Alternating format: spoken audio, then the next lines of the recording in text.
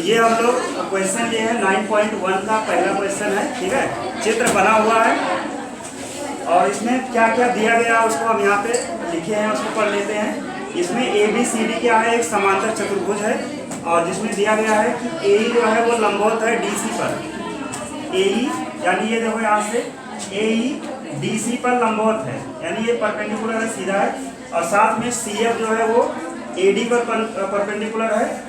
CF ये वाला line इस AD पर परपेंडिकुलर है, ठीक, ये दिया है। और साथ में क्या क्या दिया है, AB A से B ये वाला कितना है यहाँ पे 16 सेंटीमीटर है। और साथ में AE दिया गया है, A से E ये पूरा है 8 सेंटीमीटर। और साथ में CF ये वाला लाइन दिया गया है 10 सेंटीमीटर। और हमें ज्ञात क्या करना है, यहाँ से A से D ज्ञात करना है, ये वाला लाइन। बात क्लियर है? इसको हम लोग को ज्ञात करने के लिए क्या करना पड़ेगा, क्योंकि देखो ये एक समांतर चतुर्भुज है और समांतर चतुर्भुज का क्षेत्रफल पता होगा, कैसे निकालते हैं। एक बटा तो यहाँ नहीं होगा, आधार गुणे ऊंचाई।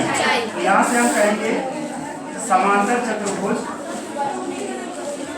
ABCD का क्षेत्रफल ये हम लोग निकालेंगे। और कब निकालेंगे, यहाँ से कह सकते हैं जब आधार, यहाँ पे आधार हम लोग एक बार मानते हैं ये है DC है। बात क्लियर है? इस वाले चतुर्भुज का क्षेत्रफल निकालने जा रहे हैं और मान के चल रहे हैं कि आधार क्या है, DC।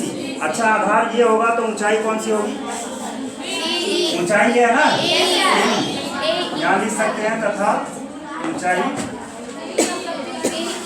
AE है। इतना समझ में आया? तो अब यहाँ से इस समांतर चतुर्भुज पैरेललोग्राम ABCD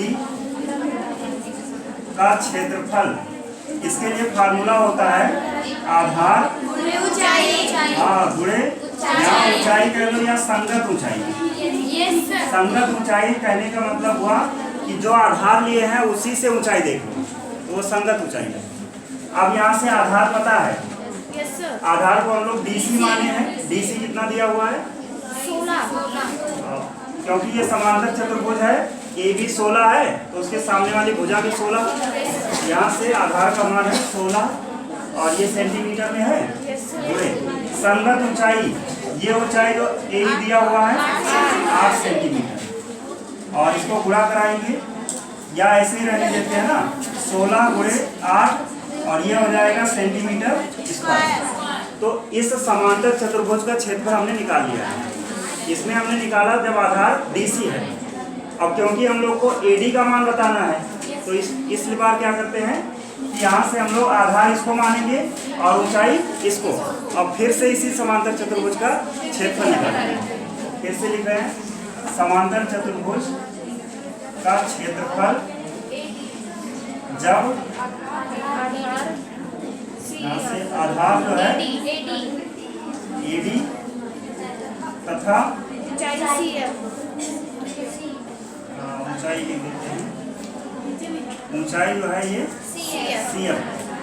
तो क्षेत्रफल क्या हो जाएगा, यहाँ से या लिख देते हैं पैरेललोग्राम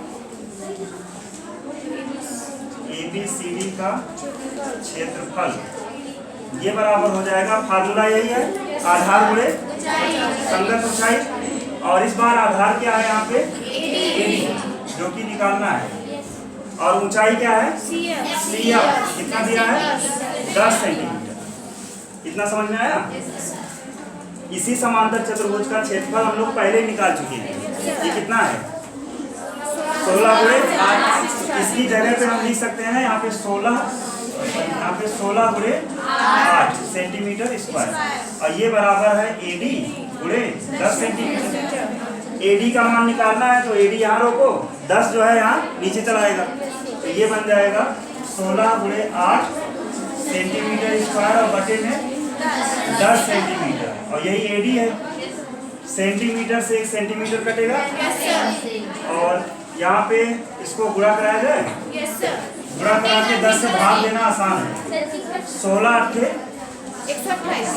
आंसर हम यहाँ लिख दे रहे हैं अगर हम 16 और 8 का गुणा कराएं तो ये हो जाएगा 128 सेंटीमीटर और बटे में कितना है 10 और ये है एडी। 10 से भाग देना मतलब हाँ ये हो जाएगा 12.8 सेंटीमीटर है ना, ये एडी का मान है।